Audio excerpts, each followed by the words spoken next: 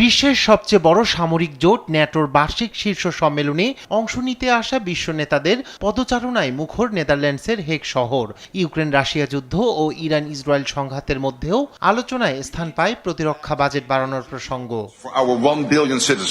Russia থেকে সৃষ্ট হুমকি এবং ক্রমবর্ধমান বৈশ্বিক অস্থিতিশীলতা মোকাবেলায় নিজেদের প্রতিরক্ষা ব্যয় উল্লেখযোগ্য হারে বাড়ানোর পথে হাঁটছে ন্যাটো।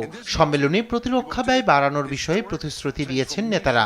এদিন জোটের সদস্য দেশগুলোর সুরক্ষা নিশ্চিত করার ব্যাপারে নিজের প্রতিশ্রুতি পুনর্ব্যক্ত করেন ট্রাম্প। এই প্রতিশ্রুতি ট্রাম্পকে জোটের প্রতি তার অঙ্গীকার নিয়ে সন্দেহ দূর করতে উৎসাহিত করবে, এমন আশাবাদ ইউরোপীয় মিত্রদের। সম্মেলনে অংশ নিয়ে সাংবাদিকদের সঙ্গে কথা বলেন ট্রাম্প। ইরানের পরমাণু কর্মসূচি যুক্তরাষ্ট্রের হামলায় অন্তত কয়েক দশক পিছিয়েছে বলে মন্তব্য করেন তিনি। মূলত কয়েক দশক পিছিয়ে গেল ইরান।